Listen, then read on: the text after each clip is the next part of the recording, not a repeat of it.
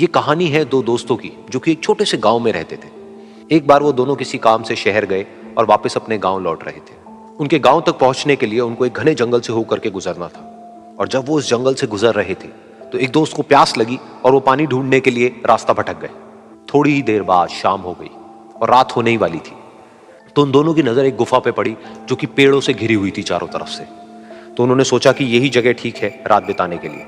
तो दोनों ने कुछ लकड़ियां इकट्ठी करी, उस गुफा के अंदर गए और आग जला करके वहां पे बैठ गए। रात का वक्त था, गुफा के अंदर आग जल रही थी, बाहर बिल्कुल अंधेरा था और कुछ जानवरों की आवाजें आ रही थी। तो उन दोनों में से जो एक दोस्त था वो अंदर ही अंदर डरने लगा, क्योंकि उसने भूत प्रेतों की बहुत कहानियां सुनी थी कि रात के वक्त जंगल में कुछ भयानक आत्माएं भटकती हैं और अगर उनको कोई ऐसा भटका हुआ आदमी मिल जाए तो उसको नहीं छोड़ती।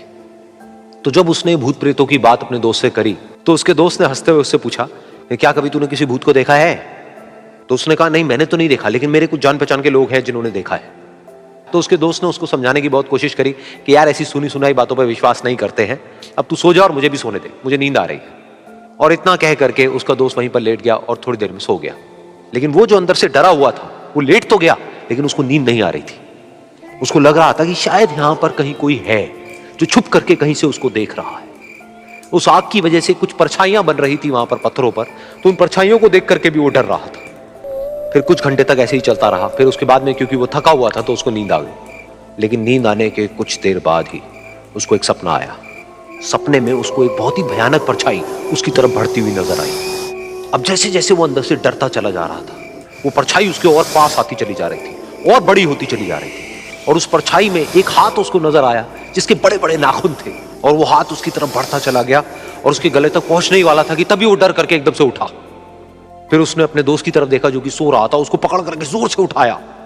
फिर उसने अपने दोस्त को बताया कि उसके साथ में क्या हुआ। तो उसका दोस्त फिर हंसने लगा। फिर उसके दोस्त ने उसको कहा, अब अगर दोबारा से तुझे वो परछाई दिखे तो तू वही कहियो जो मैं तुझे कह रहा हूं कहने के लिए, फिर देखते हैं वो परछाई तेरा क्या करती है। तुझे अपने अंदर ही अंदर बोलना है, मैं तुझसे नहीं डरता, सामने आ।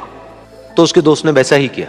थोड़ी देर बाद दोबारा से उसको सपने में वही परछाई नजर आई और वो परछाई धीरे धीरे उसकी तरफ बढ़ने लगी।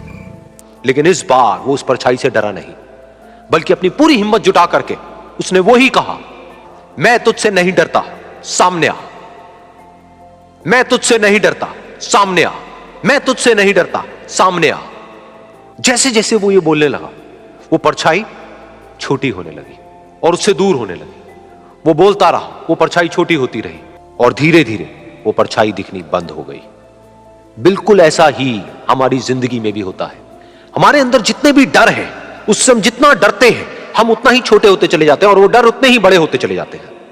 लेकिन अगर हम अपने अंदर के डरों से नहीं डरते हैं और उसका सामना करते हैं तो दुनिया का ऐसा कोई भी डर नहीं है जो कि हमें डरा पाए।